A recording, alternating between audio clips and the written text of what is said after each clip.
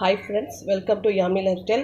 Happy Vinayagar சதுர்த்திங்க. இன்றைக்கி நம்ம கொழக்கட்டை எப்படி செய்யுதுன்னு பார்க்கலாம். கொழக்கட்டை பேஸ் மாவு பார்த்திங்கன்னா நான் வந்து அரிசி வீட்டிலேயே பச்சரிசி ஊற வச்சு மிக்சியில் அடித்து வச்சுருக்கேங்க. இப்போ இதை வந்து நம்ம ஆவி கட்டிட்டு தான் நம்ம தண்ணி ஊற்றி பிசையணும்.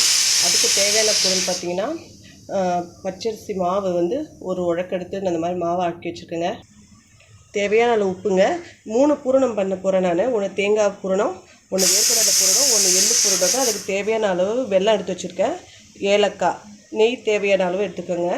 இப்போ வாங்க எப்படி செய்யலான்னு பார்க்கலாம். இப்போ தண்ணி வந்து நான் சூடாக்கி வச்சுருக்கேன் இட்லி பாத்திரத்தில்.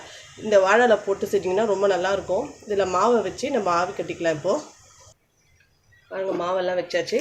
இதை நல்லா நம்ம இப்படி க்ளோஸ் பண்ணிவிட்டு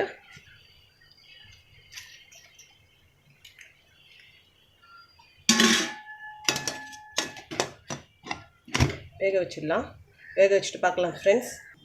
எள்ளு பூரணத்துக்கு பார்த்திங்கன்னா எள்ளு வந்து வறுத்து வச்சுருக்கேங்க. இந்த மாதிரி வறுத்து வச்சுக்கணும். அதுக்கு தேவையானது பார்த்திங்கன்னா தேங்காய், ஏலக்காய் ஒரு 4 போட்டுக்குவோம். போட்டு இதை நல்லா மிக்சியில் அடிச்சுட்டு வெல்லம் கடாயில் காய்ச்சி அதில் வந்து நம்ம நல்லா இது மாதிரி நல்லா திக்கான ஒரு கண்டிஷனில் எடுத்துகிட்டு வந்துடலாங்க. கடாய் காஞ்சிச்சுங்க. இப்போ நம்ம வெல்லம் ஆட் பண்ணிக்கலாம். உங்களுக்கு எவ்வளோ ஸ்வீட்டுக்கு வேணுமோ அந்த அளவுக்கு வெல்லம் ஆட் பண்ணிப்போம்.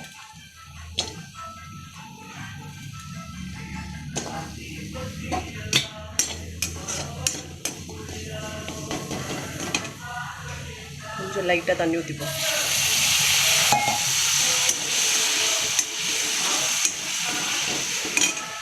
வேர்க்கடலை பூரணத்துக்கு வந்து வேர்க்கடலை, ஏலக்காய், தேங்காய் ஒரு 1/2 முடி போட்டு இப்போ நம்ம இதை அடிச்சுக்கலாங்க. இதே மாதிரி தான் வெல்லம் காய்ச்சி இதே மாதிரி தான் கொட்டி நம்ம கலரணும். தேங்காய், வேர்க்கடலை, ஏலக்காய் 3 போட்டு வெல்லம் போட்டு இந்த மாதிரி ரெடி பண்ணியாச்சுங்க. இதுவும் ரெடி ஆகிடுச்சு. இதுவும் எடுத்து வச்சுட்டு மாவு வெந்துடுச்சான்னு பார்ப்போம். கேஸ் ஆஃப் பண்ணிடலாம்.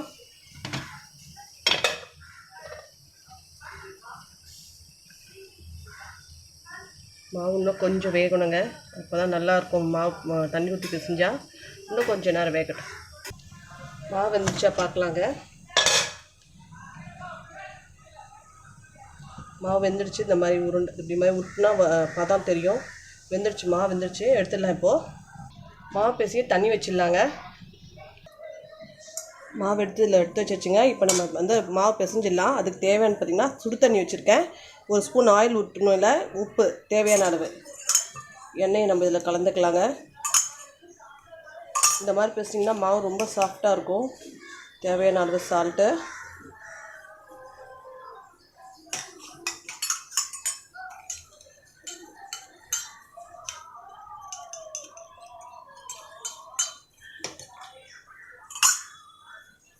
இதில் சேர்த்துடலாங்க. நான் ஒரு கையில் ஃபோன் வச்சுக்கிறதுனால என்னால் சூடாக ஊற்றி பிசைய முடியலங்க. பிசைஞ்சிட்டு காமிக்கிறேன். நல்லா பிசைஞ்சாச்சுங்க. சூடு ஆறினோன்னே நம்ம நல்லா கையில் நல்லா பிசைஞ்சிக்கலாம். கொஞ்சம் சூடாக இருக்குங்க. நான் நல்லா பிசைஞ்சிட்டு காமிக்கிறேன். இந்த அளவுக்கு பதம் வரணும். அதான் நம்ம வந்து பூரணம் வச்சா சரியாக இருக்கும். ஓகேங்களா?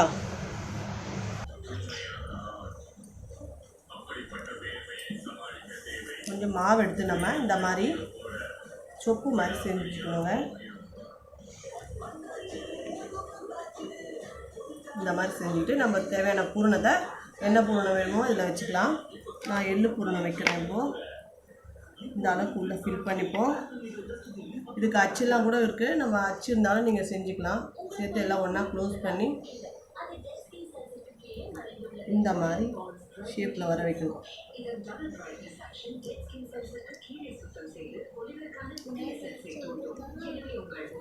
சரிங்களா? இதே மாதிரி எல்லாமே நம்ம செஞ்சுட்டு பார்க்கலாம். நம்ம எல்லாம் இட்லி பாத்திரத்தில் வச்சு வேக வச்சிடலாங்க. வேக வச்சுட்டு பார்ப்போம். ஓம் ஸ்ரீ மகாகணாதிபதயே நமஹ.